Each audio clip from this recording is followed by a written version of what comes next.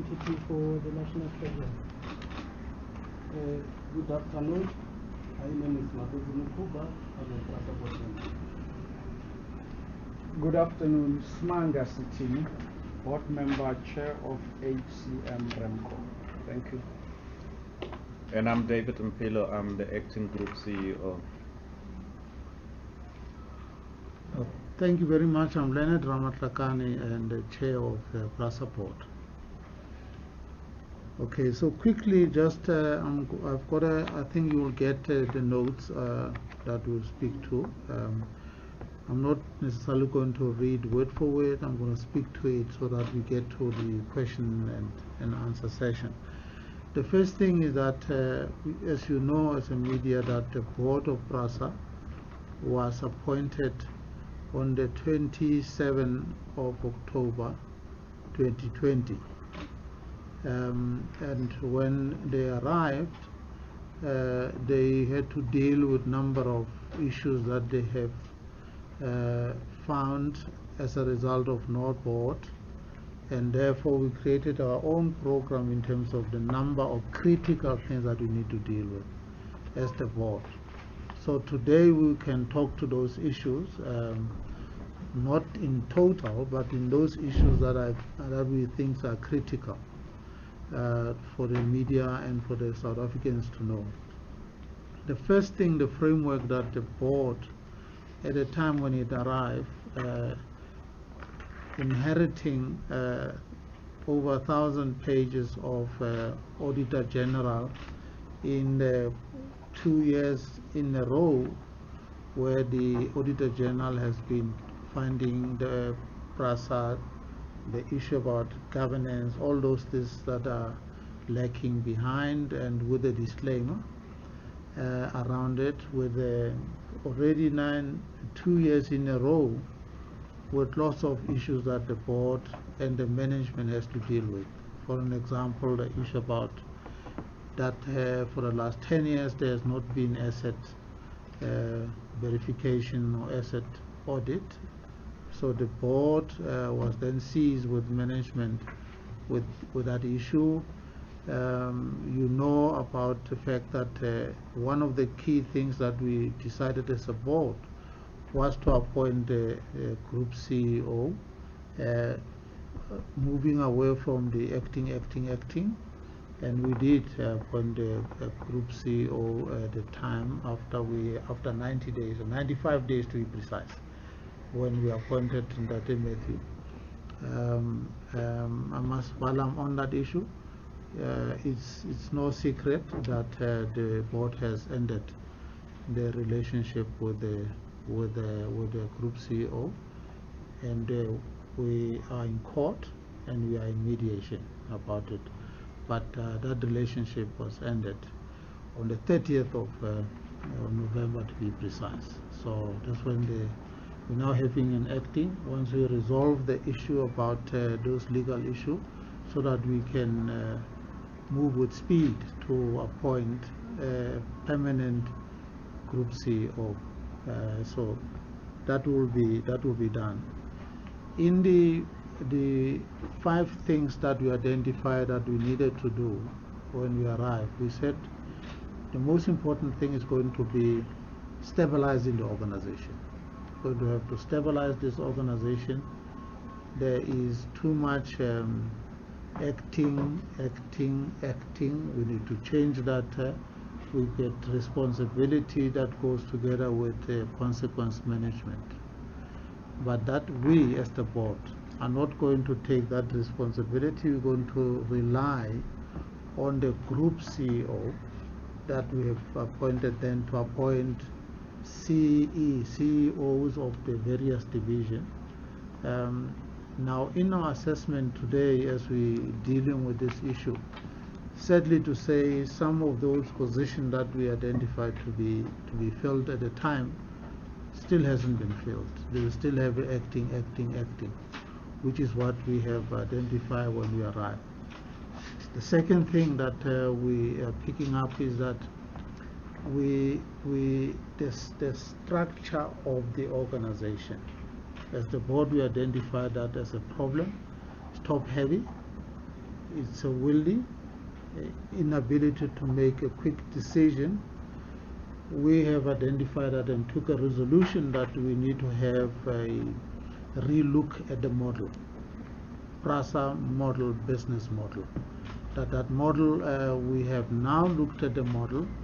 It's almost complete in terms of it is going to include rationalization to be able to be a agility in the model.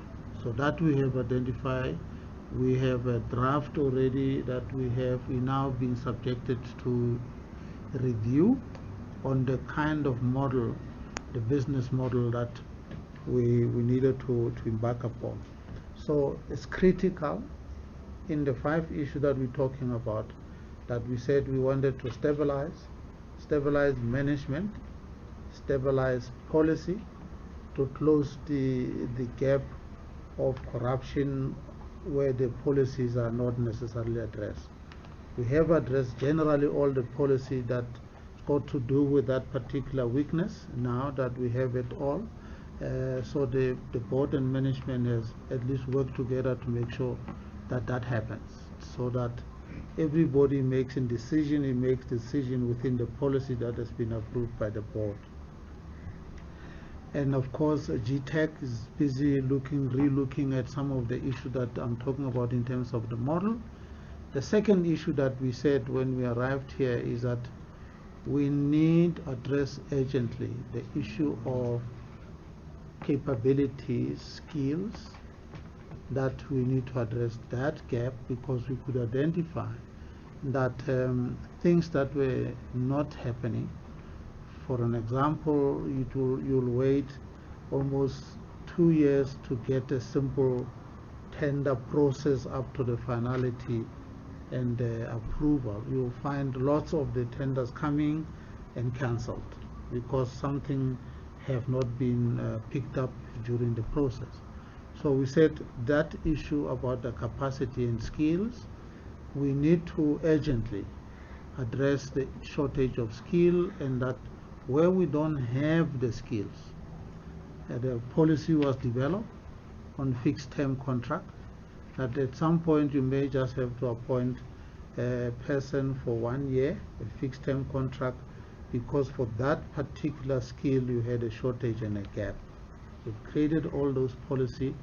We said to the management, and these are the things that will help you to address your weaknesses. So go and buy skill where you need to buy skill in order for us to be able to move.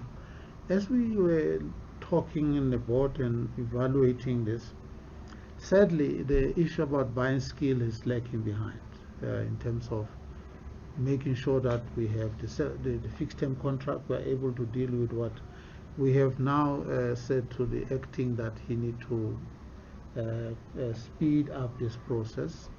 The board will monitor this process in terms of the inability to get to that point.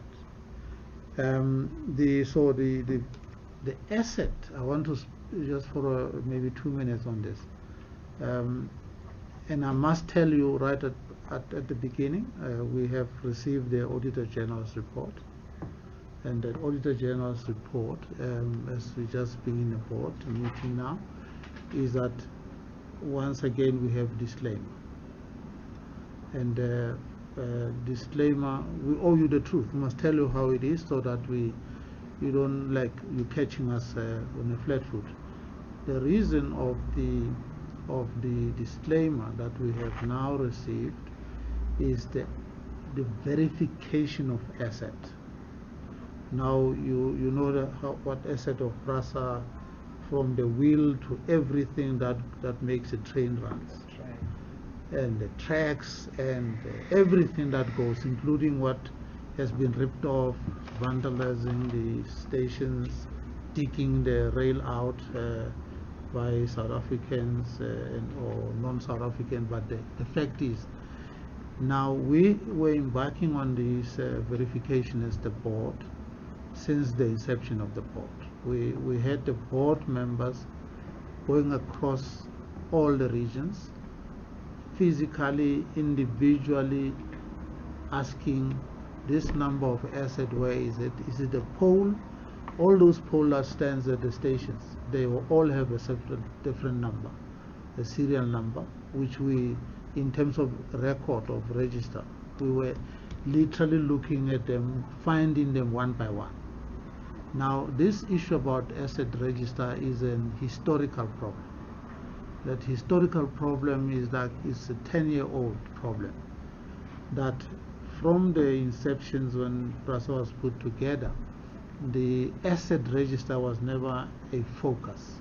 The asset register was never put into electronic system where you have a SAPS as a system with an envelope that electronically it captured the asset from year to year. So we didn't have it, so there was no one who was looking after that asset manually to go and look for asset. We as the board, led by the ACK, went to every region, looked at every coaches that are parked there with their numbers, looked at every wheels of the train that has been pulled out in order to make sure that we have verified the asset. Sadly, I think we also ran out of time because of the manual nature of the asset verification process that we were embarking upon. It resulted in not quite meeting the deadline time frame that was required for the AG to finalize the audit. Today we have accepted that it's a disclaimer. We now need to look at the financial year that's ending on the 31st of March this year, to audit these that we have finalized late in terms of the time frame of the Auditor General. The third thing that we talked about, in fact the second thing, the vacancy rate that we had spoken about then, is one area that we had asked where this capacity and the buying of skill could have happened, and filling of the vacant positions, that which didn't happen, and we still remain with about we're told 19% vacancy rate in terms of making sure that we have. Now, the third thing which was critical for us as we walked in was capacity to move people. And in fact, we said, what is our responsibility? Let's go and look at the Act. The Act says our job is to run trade, to make sure that people are moved. So we must go back to the core business of PRASA rather than doing the 1,000 things, to be able to move people. We said that even though in front of us, stark reality was that some places doesn't have electrical wire because they've been removed, but because it is our mandate, it's a mandate legally in terms of what we need to do, we had to put our head onto that to say we will go and do it, to make sure that we move people. At the time, we have 46 rail corridors in the country. At the time, we had less corridors that were functional. We then said we need to look at corridors, what is best. We may not necessarily have 18 trains that we normally use in corridor X, but we may have to use the diesel to get, if we have the rail where train can run, we will introduce a holding arrangement in terms of rail, because we are mindful that majority of South African relies on the public transport. One of it, which is the backbone of the economy, is rail. So we then reintroduce the rail based on the whole number 3 priority of moving people. So we introduce, I think, up to 20, it's a little bit more, 20 corridors, which at point has been not a full corridor or full operation, but a corridor that runs and jump other stations depending on the state of those stations. So that we have introduced. We then did a plan, corporate plan, the PRASA corporate plan, that identified that in this billion that we now need to bring back the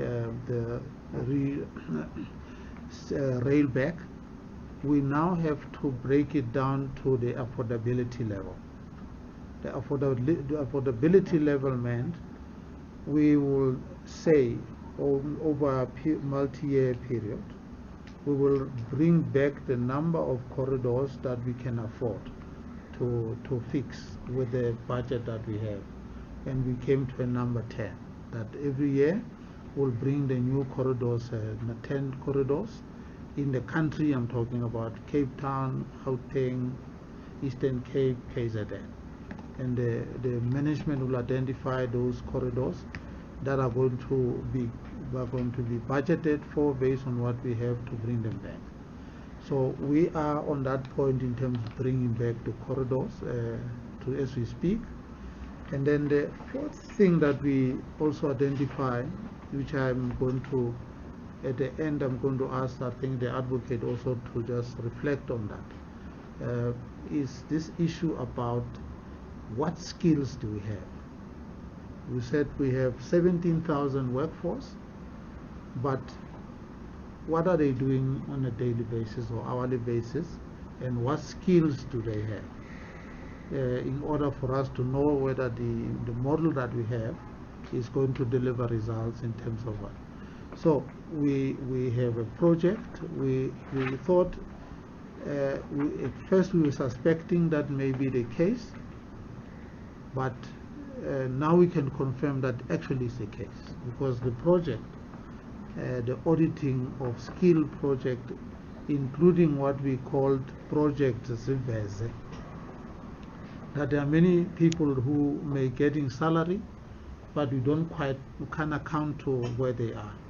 We needed to know every one of the people working here, whether they are working or they are ghost. That Project Ziveze has already revealed over 2,000 people that they are existing, but they can't arrive to come and fetch their salary. So it shows that there's a problem with that we have already identified. Now we're dealing with weeding all of that bad apples out. Not only that, that Home Affairs project that we also had we have sampling revealed that we have people who works for PRASA, but they are not South Africans. They are in the middle. They are somewhere. They have maybe ID, but the ID, it's an ID that is Mkokotel, or some ID that has been created, but actually that ID owner is not there. So we have already, that project in terms of skill audit has now revealed that we need to drill a bit deeper in that particular problem. Let me quickly, in the issue that the Auditor General identified in last 2 years, this is now 2018, 19, 20. The things that they have identified with the work that we had as a PRASA board and the management, for the first year we have been able to clear 80, 83, 85 of all the concerns that the AG has reported on, and you will see that once we get our annual report. On the year 2, which is the 1920, has been able to clear something in the order of 65% of all what the Auditor General has identified as the problem that PRASA had to work on. So work has been done, and of course you know that we instituted an investigation. I think the advocate will also add on this. We instituted investigation. We asked SIU to come in and investigate on some of irregular procurement that has taken place before, and that has been done. That report has been completed, particularly the report that deal with Shifambo rail, the Shifambo issues, the toll train and the non-toll trains and all of that. So the people that were part of the process of processing that particular question has been identified. There were 44 of them that were supposed to deal with the consequence management of them. However, I think 11 of them had voluntarily resigned, they left. So we're only dealing with 33 of those that were identified by AG in identifying all the number of problems. Of the 33, this is what we're now dealing with in terms of consequence management, and consequence management in terms of cluster of them. There are those that were really in that division but not have participated in making any decision. So the different category of personnel that is now going through a process of DC, getting whatever warning, whatever happens in terms of the HR, that is what is going to happen going forward. Now, let me say this to you. We're dealing with a number of people, some has been suspended, having to face the DC on these issues of consequence management. And we have tried to be as objective as possible with the information from the Auditor General. However, in all of that, we know, we have been dealing with it now, that those that find it, I think, find it maybe accommodating on their situation, they will characterize those actions that need to take place as a victimization, or some term they say we undermining or not paying regard to the witnesses that or whistleblowers. It's nothing further from the truth. We have record that everybody that participated in this particular process, as per the AG, we are following each and every one of those that have participated, for each one of them to answer what happened here. They were there, and then explain to us what happened. So that report at the moment, everybody that is identified there has been served with a letter of consequence management. So the matter is now the implementation. The board is serious about dealing with the issues of corruption, perceived or real, dealing with that particular issue so that we close the particular chapter.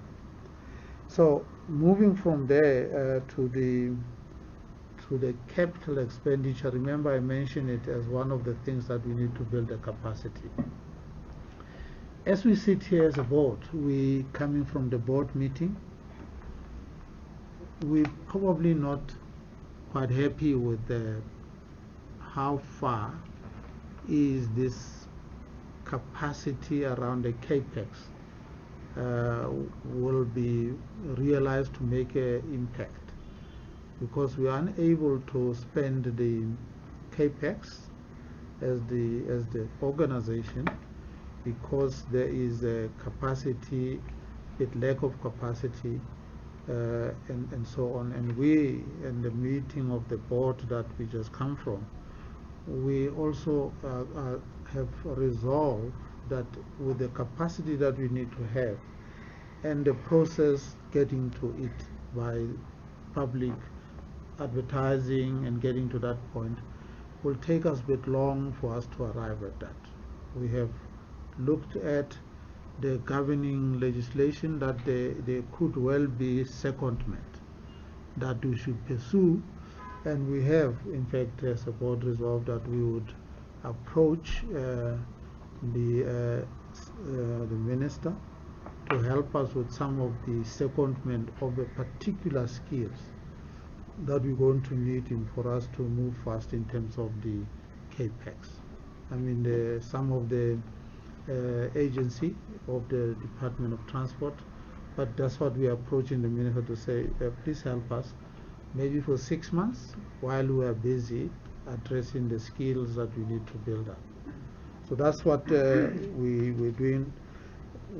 What we have been able to spend so far, I think is close to 4 billion, 4.4 billion in the budget that is budgeted for capex. That's far from being sufficient or for us to be able to make a dent. Others I'm not going to mention to you. You already know the minister spoke about 7 billion on the GO. That the GO for the next 5 years is going to be 7 billion. It's a 5-year cycle of fixing trains on the major contract that we need to fix.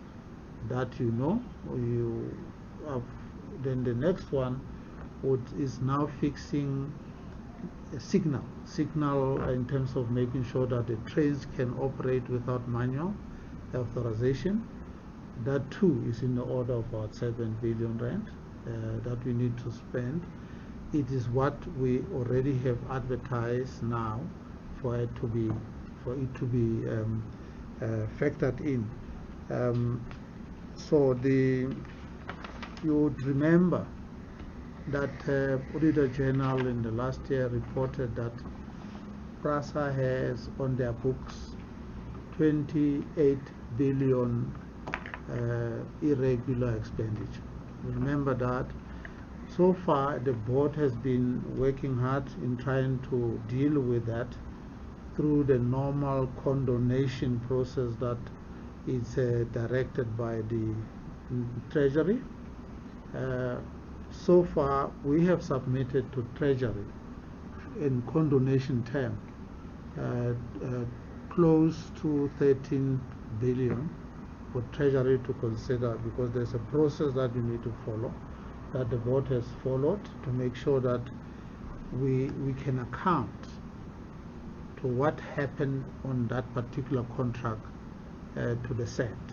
So on that process of condonation, we have submitted that National Treasury should condone this, what we can account to in terms of whether the goods was delivered or whether the people arrived and so on. So that has happened so far. You know that we're doing modernization, station improvement that we're running in our assessment as the board going towards where the financial year is, was assessing how many stations has the station that we have so far refurbished, renewed from what they were after the COVID lockdown.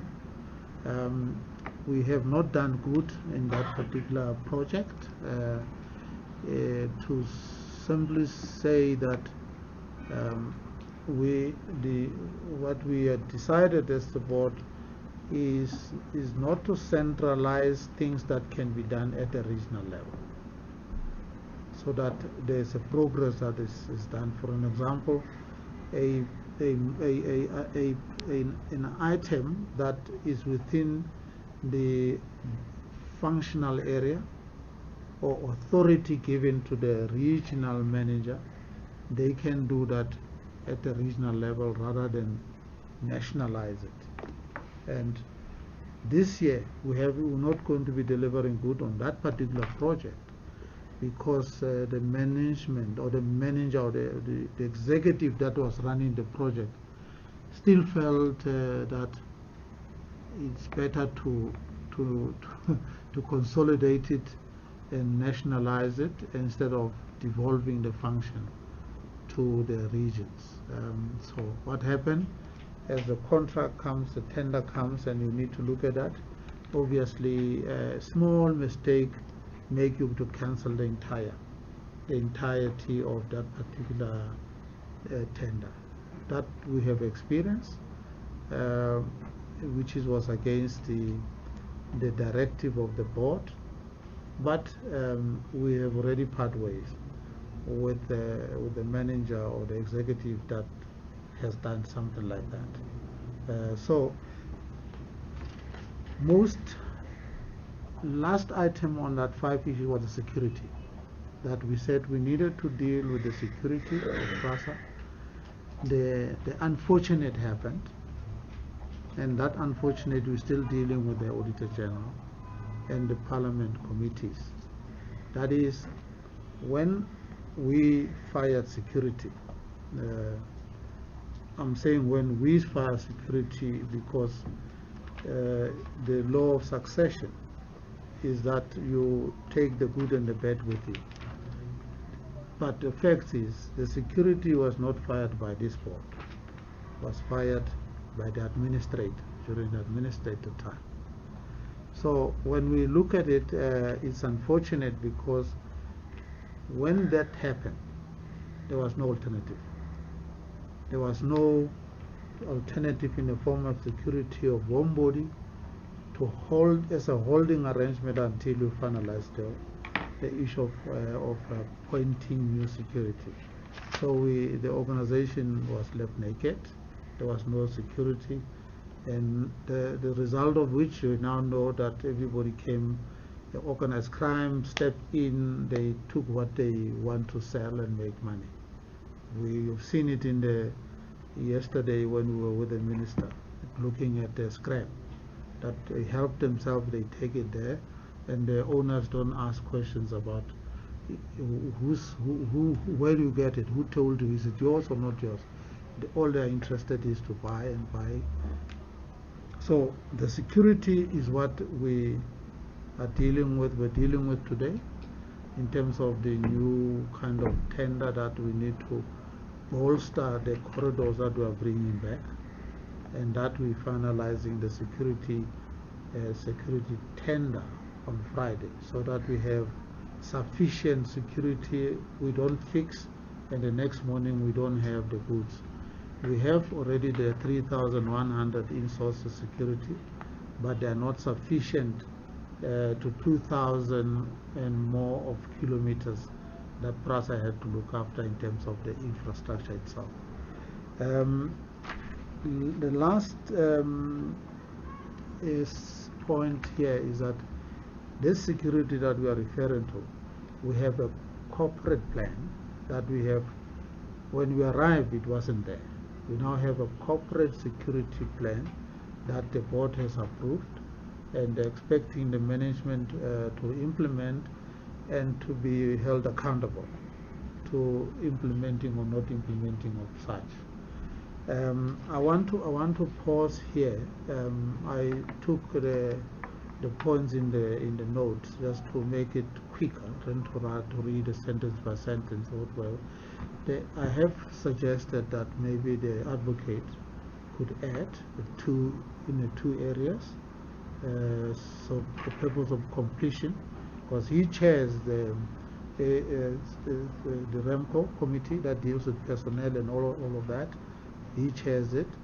In terms of security, if additional question has to come from the security, DK Mhuba chairs the SHAC, which deal with the security of PRASA. It comes through there and the program. Then where we've left stuff unsaid, the acting group CEO will do the sweeping. In the game of there are backline that remains until the end. They don't move from the back because they have to block the people who are coming to score goals. I'll leave that to him. Thank you very much. Maybe let me just say, before they wait for questions, they must just add what they think I did not do a good job of, and then we deal with all the issues together. Thank you very much, ladies and gentlemen. Maybe one of the things that got coverage from the media, which we pride ourselves with, was the the opening of the presidential line in Mabopane. We are very proud about what we have done in Mabopane, and then we were assisting close to 2,600 commuters. And in some of the interviews that we had with the commuters, they were saying instead of spending 1,500 on a monthly basis, they can now spend 400. So the intervention of having the new trains operating in that presidential line called Mabopane is very beneficial to the communities. And then we have ensured that we've got sufficient security to guard any mishaps that could be there. And since we have started with that, we have not gotten any incident whereby security was breached or was compromised, and we are proud about measures that we put there in terms of security. Thanks, Chair. Thank you very much. Yes. No, thank you. I think as the board, first of all, we must express our appreciation for the sterling work that was done by the NPA in ensuring that the so-called Dr. Mtimkulu is brought to book. So as PRASA board, we welcome the decision of the court that ultimately Mr. Mtimkulu has been found guilty on 3 charges of fraud. PRASA, this board has endorsed a project that we called Operation Ziveze. The principal aim of Operation Ziveze is to do the skills audit and also establish as to whether exactly how many employees do we have as PRASA. We were informed that we have 17,000 employees. Through Operation Ziveze, we have been able to verify that at least the employees that we have at PRASA is 14,000. So you'll ask a critical question. What has happened to the 3,000? We can't account for. Now, what has happened to come and verify and be able to be paid at the end of the month? You have to bring your qualifications, and your supervisor must be present for you to be verified. So as we speak, sitting here, we are 3,000 employees or the so-called employees have not come forward, and as a result they have not been paid. Added to this, further investigations are going on in respect of establishing how many foreign nationals do we have at PRASA who possibly obtained identity documents through fraudulent means. A sample with Home Affairs, I think it was in 2021, a sample with Home Affairs established that we've got more or less 50 of persons whose nationality cannot be verified with the National Register, which is at the hands of Department of Home Affairs. Now, in respect of what the chairperson has already articulated, it's the issue of the SIU. Yes, the chair is correct that 44 employees were referred for disciplinary proceedings. 11 of them have left PRASA. 33 are to be consequence managed with various charges. Some of the charges are very serious: contravention of the Public Finance Management Act and supply chain management policies. So as we speak, those are people who will be consequence management, 33. Some of them are senior managers. Some of them are junior officials. I'm not sure if there is anything that we need to add, Chair, but yeah, thank you. Maybe yeah. to add to the chair, the part of moving people that the chair referred to, we have services running in the number that the chair corridors, in the number that the chair has alluded to, but we're also building capacity by bringing in the new trains. We have to date received 79 trains. We currently have got 59 allocated in Gauteng in our main depot. There's 9 in KZN and 12 in the Western Cape. You've seen some of them running in Mabopane. Where we have diesel services, the focus right now is to improve the infrastructure to be able to carry the new trains. So we have few corridors where we're using diesel service like Naledi and Pinar Sport. So we need to improve that infrastructure to carry the new trains. We're testing them down in the Western Cape so that we can then get the permits from the regulator to run those trains in the Western Cape, in the corridors that have got the infrastructure that's ready. We're doing the same in KZN. So the focus there, in as much as we've got the grey and yellow trains, the older technology, as we phase that off, we need to bring the blue and grey as well. So the factory in Gibela, which is the company that's producing those trains locally, is busy with that. We are around producing around 5 trains a month. They've ramped up. It was slow at some point. It slowed down further during COVID as well. So we bring the service back as we recover the corridors, and we're taking this as an opportunity to leapfrog and bring the newer trains into the corridors and the services to the people. Thank you very much. I think that this is where our talk ends. You can then ask the questions. I think Andrewsa will then facilitate that process. Okay. Thank you, Chair. So we're gonna take questions from the members of the media.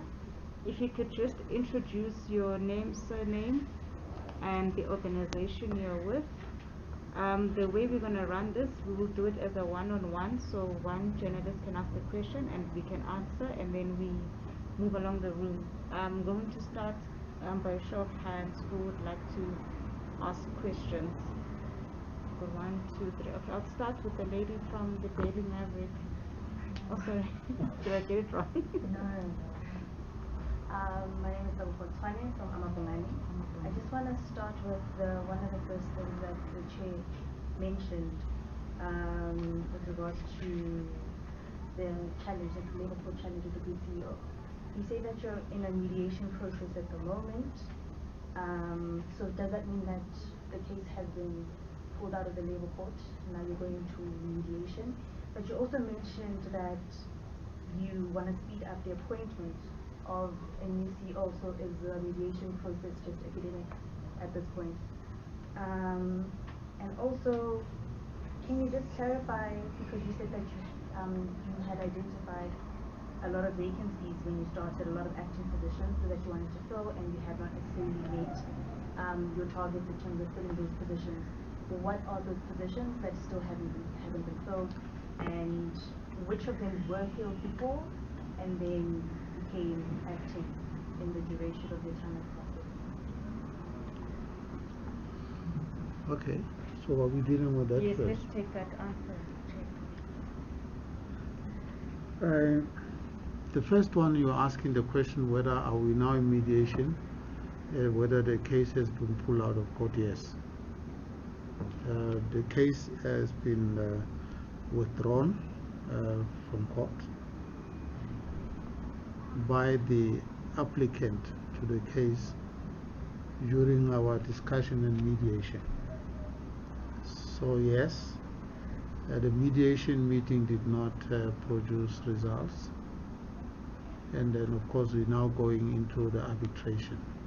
That matter actually belonged to that structure, not to the labor court. The vacancy of the group GCO will be filled once we have completed that dispute and finalize it.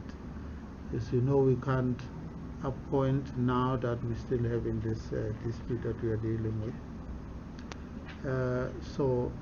And we're hoping that will happen soon, because the party has agreed on the arbitration or arbitrator to arbitrate the dispute. So that will smoothen out. We will then move forward with speed. The position to be filled, I think the advocate can help with that, but there are, just by the count, the hand count is going to be 3 executives that I can see immediately. There's executive of rail that supposed to fill in the vacancy of Damazano. There is a vacancy to do with Crest that has to fill in the vacancy created by the executive who left. She left, actually, so she. And the third one is another executive on the executive that deals with security. That executive left in April, end of April 2021. We still haven't filled that particular vacancy. Beside other vacancy, but I can identify 3 which are key towards the delivery of our program. But I don't know whether you want to add, advocate, or good. I can assist with that. So 2 CEO positions, one for rail and one for Crest, which is our real estate business. The company secretary is still vacant, and we've got acting individuals there. The head of security, we've got an acting individual. Unfortunately, we lost the head of security. He passed on. Human capital management, the lady that was there passed on as well. So that is, we've got somebody acting in that role. Legal, I think it's out there. The person that was managing legal is currently out there, and we've got a case, and we've got somebody acting in that position. Supply chain management, the lady left. We've got somebody seconded from National Treasury in that position. And then internal audit as well, the chief internal audit executive left as well. So we've got somebody from the team acting in there. And the last one is the nominated manager for safety. We've got somebody that's currently sitting in that position as well. So those are the few areas that we need to look into and fill in at a top level. Jim, got a question? Yes, my name is Alden Daba from Independent Media. I just wanted to start from the SIU report. Were there no recommendations of the 44 people referred for criminal prosecution? If so, are you able to give details? Okay, is that all? Yeah, no, we can't give the detail, because we are in the critical stage with individuals of the 44 or 33 to answer individual case. In most of those is consequence management as per the Auditor General. There isn't a one that was said, this one you must take for criminal investigations. All of them, it's consequence management, what they did or not, what they did and not during the course of their performance of their work.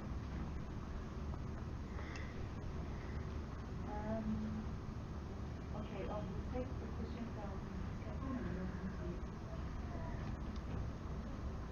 Thank you very much. My name is Catherine White. I'm a journalist with Times Live and the Sunday Times. My question, I have a few, but I also want to, okay, so the idea of victimization, you mentioned the idea of victimization, particularly pertaining to whistleblowers who could potentially not feel protected in some way. Please can you just touch on the protection of whistleblowers, and then the employees who have not been paid, are they new employees? Are they aware of the structure and the process of they need to go through in order to be paid? I also understand that you mentioned the issue of foreign nationals and forged identity documents. But these people who have not been paid, what percentage of them have been paid before, by, and through PRASA? Yes, thank you. Remember we said PRASA had, according to our records, had 17,000 employees. We can only verify 14,000. The 3,000 have not been paid because they didn't come forward to verify themselves. They are not paid. They haven't complained to anybody, or at least we do not know if they've complained to anybody outside PRASA. But none of those 3,000 employees have come forward to say, I'm here with my certificate, with my everything, I need to be paid. None of them to this day. So this process started last year. People had to be verified November, December. So January they didn't get paid. Today is February the 1st. No one has come forward to complain. Now, you are asking about the issue of whistleblowers. Let me give you a context. The issue, there are people who are current employees of PRASA. Two of them, it's Mr. Holele and Ms. Martha Ngoy. There was a press conference a few weeks ago, press conference of whistleblowers, where they stated that they are whistleblowers. Now, if you look at the Public Protector's report on Shifambo, there's two people who were complainants or who were whistleblowers. It's SATAU, which is a trade union,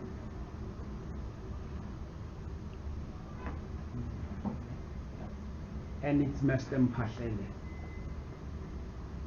Mr. Mpahlele actually is a whistleblower on the tender that was corruptly awarded to Shifambo. That's Mr. Mpahlele. It's not Mr. Holele, it's not Ms. Mathangoye. Ms. Mathangoye and Mr. Holele were members of the bid adjudication committee that recommended Shifambo to be appointed.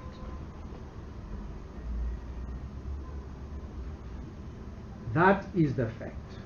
A recent as last month, PRASA was requested to make further submissions to the state capture,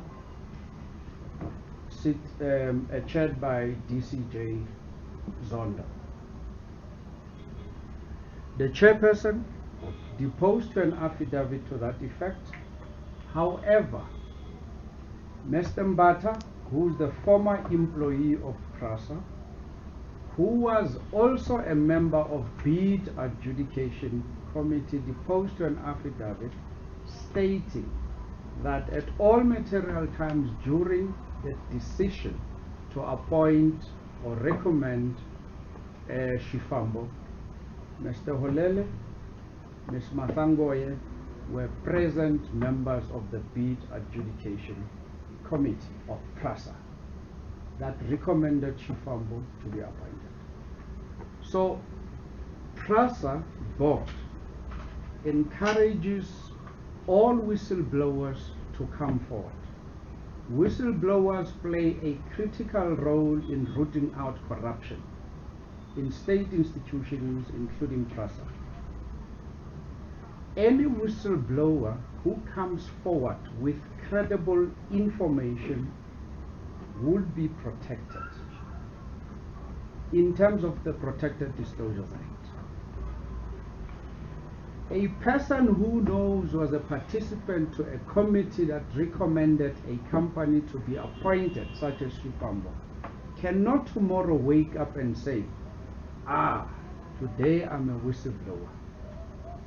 That distinction has to be clarified. Do I need to add more? Well, through you, Chairperson, Yes. if I may, Yeah. as a follow-up, I Yeah. don't think, just my first question on the number of people who have, not necessarily the number of people who haven't been paid. You mentioned it wasn't an issue, you haven't heard anything yet. Yeah. I'm not wanting to touch on that. I'm actually just wanting to touch on, are they new employees? If this is They are not. something that was They are not. reinstated last They are not. year. They are not. Because if this is a new process as well, just wanting to understand, do you think that that amount of people could be a forged identity? You know what I mean? So like, why they're not coming forward for their payments? I don't know if I'm making Yes. the Yeah, question. you're No, making the point. You're It's making, important you're point. making sense. Remember, I've said we had, according to our record, 17,000 employees. And then we say, for you to be paid, as from October, November, December, you come forward for us to verify you. You bring your qualifications, you bring your identity document, and your supervisor should be present during the process of verification. Of course, complying with all the protocols of COVID. Right. 14,000 employees have come forward. 3,000 has not. Why? That's our question as well. It could be that they are not coming forward for all sorts of reasons. They may be ghost employees who have been in the system undetected due to the inefficiencies that we had. But remember, this kind of operation is done by many companies. I used to work for one municipality where we did it. It was shocking. So immediately you say people must come, you get verified, and after that then you'll be paid.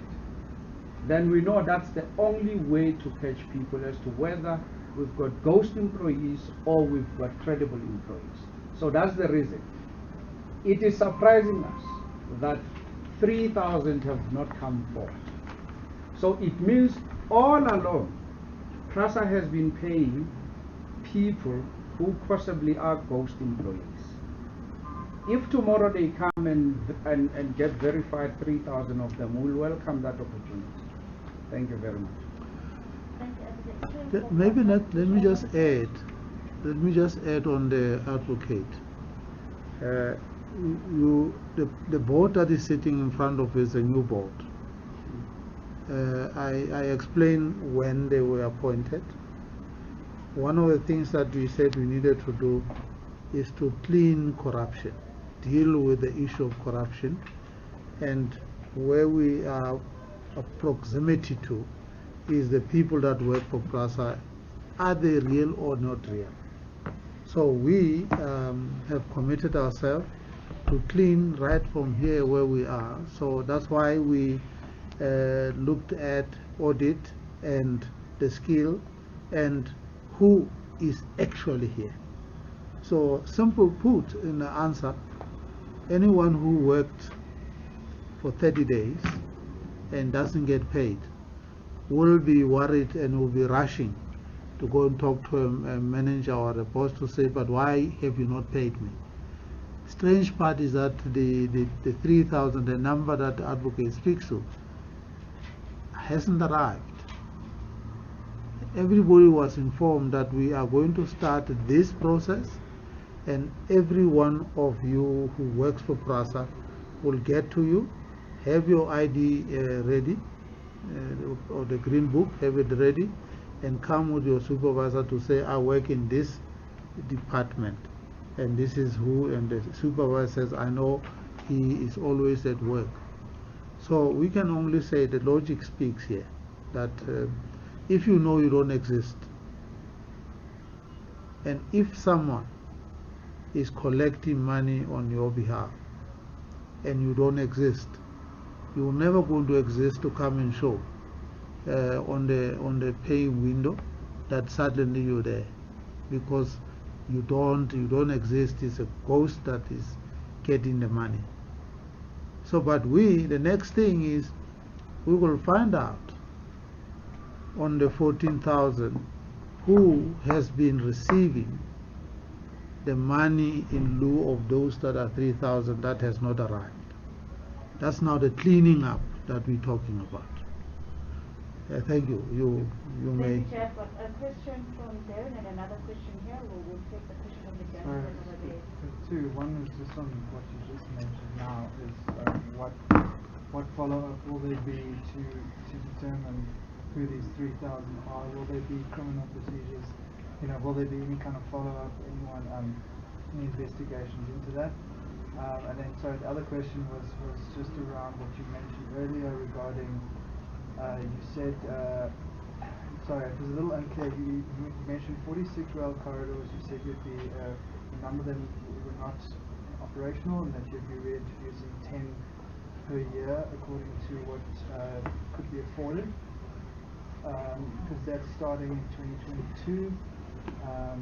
Could you just clear that up a little bit for me if you don't mind? Okay, no, it's fine. You want to go with it? Yeah. That's fine. I can go for it. So we started when we opened, when the government opened the lockdown, level 5. We introduced 5 out of 46. We then ramped up as the year went by to around 17 and then eventually to 20. But when you look at that, some of them, as I said, it was a limited service driven from diesel traction. We need to take it back to electrical. So in cases where we're running a limited diesel service, you may find it's only 1 or 2 trains in the morning and 2 trains in the afternoon. When we introduce electrical traction, it becomes more. As you may know, diesel is a lot more expensive. So we need to contain our costs as well at that level. Other corridors, there were those that were not vandalized as much, where there was a bit of overhead electrical. For instance, Solsville, we could run limited service on electrical on 1 line. And then there's other corridors as well, whose payway infrastructure, which is the rail itself, is not stable. In certain cases, clips were taken. We had services running, but it's not perfect. The quality is not good because the infrastructure again has been tampered with or vandalized, or there's been theft in it. So where are we to date?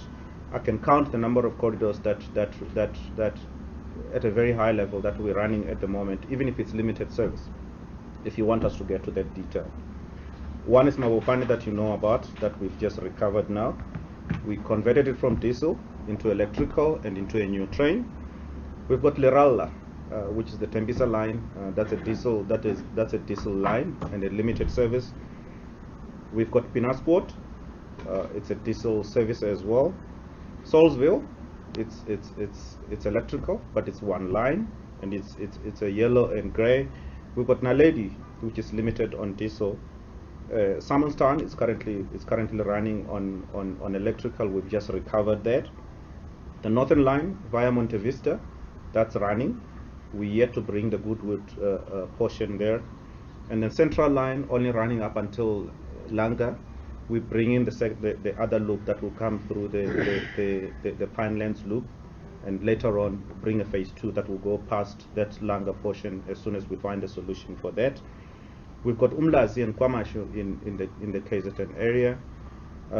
In East London, we've got the Berlin line, and then we've got PE Bebeka through 18H. I may have left 2 or 3 out of that list, but that in summary is what we have. But from a diesel point of view, Leralla is currently diesel, which is limited. We need to move it back into electrical as soon as we fix the infrastructure. Pinasport the same, Naledi the same. That's limited and diesel. And then the PE one is diesel as well. So we need to repair that and bring in the electrical portion. Does that answer? I hope that covers the question. You did have another question. Yeah, my other question was about the The criminal follow-up. investigations into the 3,000. Oh yes. Okay. Yes, we envisage through the help of the SIU and the Hawks, to conduct the criminal investigations in respect of the 3,000. As the chairperson has indicated, that we have to establish who has, if these people don't come forward, who has been getting paid this money all along. But bear in mind, even on the 14,000, it's not the end of the world, because we need to do the verification of whether or not they've got criminal records or not. Because we want a clean PRASA. Everybody, including board members, should not have a criminal record. So that is the situation. Thank you. Thank you. Oh, sorry. The last issue, Chair, is the issue of the lifestyle audit. We are going to invite the media to give them a comprehensive account of that. There are people who have an inexplicable wealth, who are employees of PRASA. But we'll go, the SIU has conducted that lifestyle audit. We're just going to ensure that it's once it's ready, we're going to invite the media to share it. Thank you. Definitely, Advocate.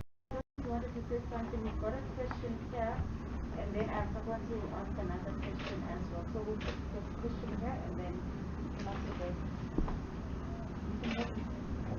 Thank you very much. My name is Calvin Moyo from Moving Gauteng.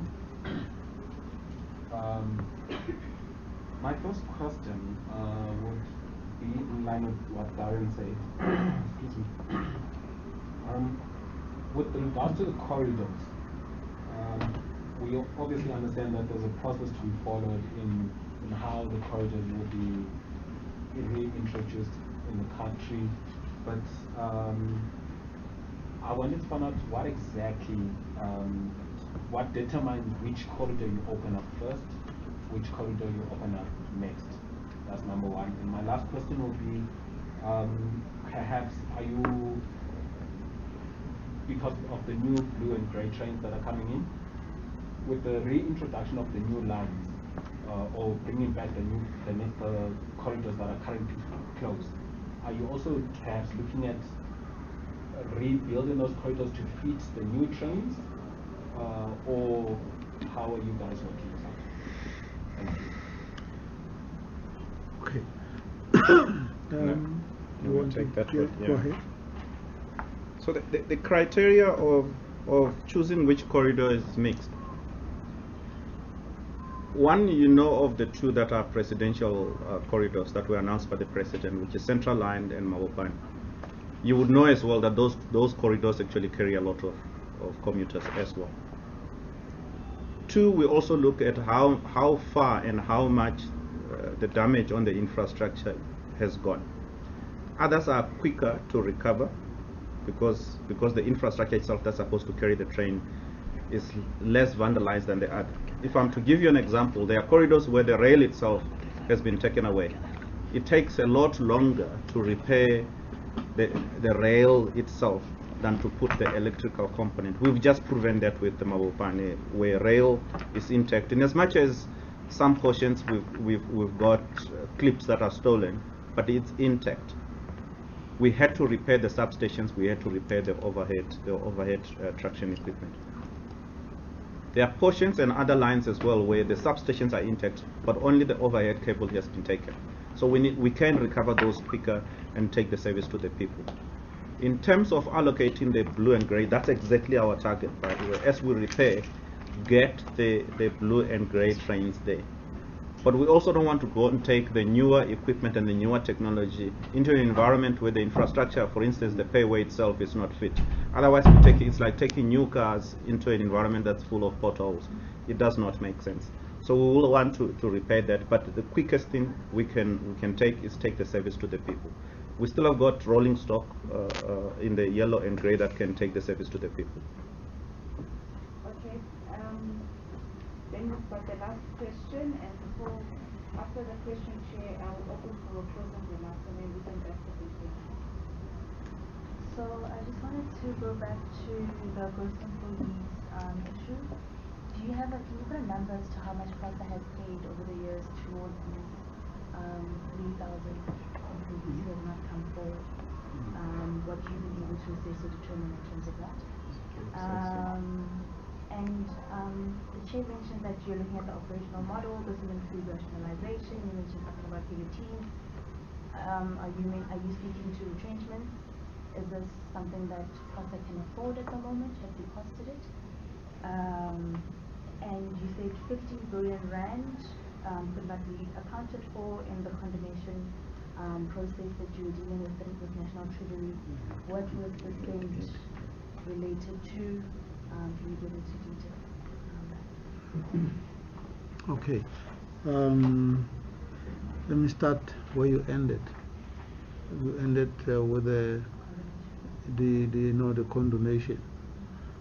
I said that when we arrived, the Auditor General's report said PRASA has accumulated 28 billion irregular expenditure. So I said, when we arrived, we prioritized that issue as well to say we need to deal with this where we can ask for condonation. We will ask for condonation after having followed the process. That process has so far, to be precise, we submitted close to 13 billion amount, which we said to the National Treasury. This we can confirm that it was used for PRASA purpose. We still have the outstanding out of the 28 that we need to go through, which the management are still going through, because it's a rigorous process to determine what happened, what was this money spent for. Go and check whether, if they say we built a wall or whatever platform, go and check which one before you can then confirm that this one you can condone. So at the moment we are busy with the balance. Others, we're waiting for National Treasury to respond on those condonation applications that we have submitted. The cost factor, in terms of what you're asking, how much did this cost PRASA before you detected it? Now, you would know that in the explanation, we started this last year, going through, first of all, you need to start at a particular point, simple entrance. Who is working for PRASA? Once you have determined that who works for PRASA, you go to the next question. This is what we're saying. Who introduced this person into PRASA? And that is a way to, that could well be a criminal case that we're going to end up with. Because criminal case enables you to ask the authority to go into my pay or your pay and find out who has been receiving more than what they were in fact supposed to receive. And then it asks that question once Miss X or Mr. X has now been detected that, by the way, he was receiving 2 salaries. Then Mr. X or Miss X will be called in to say, we see you were getting 2 salaries. The salaries being, where does it come from? Explain it. So that person must explain, give a rational explanation that you get your salary and this salary, who is it for and why are you getting it? That opens up the criminal matter with the person, because that's basically a problem for that individual. So that's a phase. We have a couple of phases that we must go through, including the phases of taking action on those that we may find that they have received double salary. It may be doubled, maybe 4 times, we don't know. Then we will determine how much money at the end of the day, because that question we must also answer, when did this person register as an employee of PRASA? Because that we're not even there yet. We are at a phase where people come and present themselves. When they start, then it's the next thing that we're going through to say, oh, by the way, this one is 6 months, this one is 8 months, this one is a year. And just as a follow-up to that, do you have a timeline as to when you want to be completed with this operation with us? Yeah, the Operation Sibeze at the moment where we are, we pretty know who came and who didn't come. So now we need to start saying more in the drilling down to say, where are you when that you didn't come? And we stopped the salary. We're not going to continue to pay the salary. The difficulty is answer your question in the sense of hypothetical question. Because we don't even know whether any of them will come to the surface. So we may end up maybe with the police investigating, not being able to determine who introduced this person and who has collected this. So I don't think we can answer that question now with affirmative. I think we must wait for this process. We're now in the second phase on Sibeze. Who introduced them? And that's where we begin to now say, knock on the agency, police agency, to say, we suspect there's a criminal activities taking No, place. I understand that. I just want to understand how many phases are there and what is the cutoff period. That's what I'm asking now. So that by that time we'll then be able to determine whether or not there are criminal cases, sure, and exactly how much has been paid to the post employees. So when can we expect profit to be done with that? I think what the chair is saying, right now we can't tell you with certainty how much has been paid. But you can add. I think to add to that, one must understand that Project Sibeze is a 3-phase. The initial phase was for the employees to show themselves. Oh yes. My name is Alexio Papilopoulos, I'm the acting security chief. So what happens is the phase 1 was a person to show themselves. Out of that phase, 3,000 people have not shown themselves. The second phase is the people that have shown themselves are having their ID numbers checked, whether it's a valid ID number or whether the ID is fake, whether the person has a criminal record, and certain requirements by PRASA, such as having a matric certificate and the various other qualifications that one might have that are getting checked. So it could be even smaller of a number.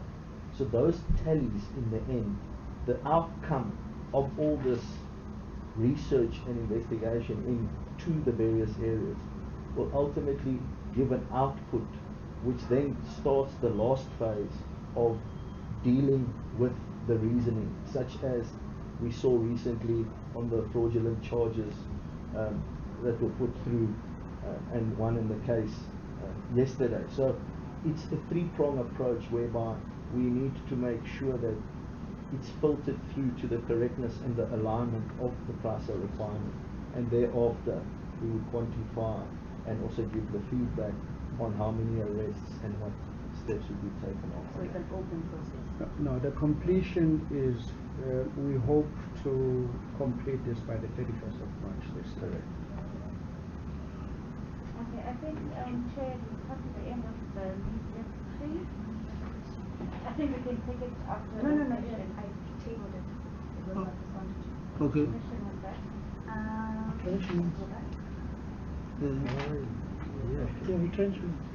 Oh, the retrenchment. No, the retrenchment. Yeah. We can do the structure exercise. We are not here as yet. Remember, we need to consult with the union for us to get this process underway. As we speak, we are not yet there. What is rationalization? Rationalization. And the guillotine, I maybe I heard you wrong, but you mentioned something, you said rationalization, you mentioned the word guillotine specifically. So I just want to understand what you actually referring to. Okay, maybe let me just help you again on that. The logic of doing this exercise, it's going to include match and place, and where we are unable to match and place is re-advertise, and what is called superfluous, and that superfluous will take us to 189. That's what he's talking about, which means retrenchment. But it's a process. It's a Yeah, process it's a to get process. there. 189 is a section. Yes, section. It's Section section 189. 189. No, but it might come as the number of people to return. No. Chair means chair means section 189 of labor relations. Yes. Not the Yes. context. No, not the let's context. amplify. Not other. But I thought you were on board. No, understand, but she's I well think why versed you with this. would matter. Okay. Yeah. Okay. I think, ladies and gentlemen, we can wrap the proceeding. Chair open for closing remarks, and then we can all discuss. Over to you, Chair. Well, what is left is just really to thank you for coming to interact, to ask this question that you're asking. I know some of you were already angry with us that we are not responsive enough, but we also wanted to have this engagement, not to answer one single question, but to answer all questions that you may want to have interested in understanding, and I think we have achieved that today. Thank you very, very much. We are fairly open, but we still also want to know that the media, there is sometimes a deadline insofar as the media is concerned that is not even an hour. It's like now. We want this answer now. We are missing our deadline. Just for you to understand that it may not always be possible to answer you at the time that you are requesting, but there's a commitment to answer your question at our earliest in terms of collecting. And this organization is quite big. You ask a small question, we'll have to verify it with the people that are dealing with it. So don't run out of patience and then started using your ink that you have it by a barrel. But thank you very much otherwise for coming. Thank you. Thank you.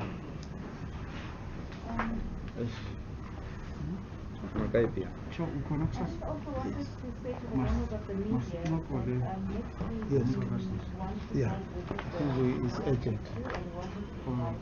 Born in the morning.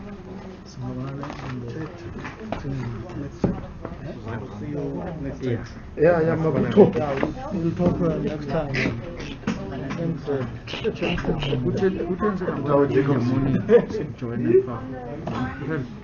Must join him in the morning. Yeah, you can join it. Before the Vuma. No, siqalele at what time? Thina si-flexible. Yeah, you can be Otherwise, flexible. I'll say now. It's Wednesday, also. Yeah. Bashaban, what I time? was thinking he was proposing our thing to do it. So there's artifacts of this session.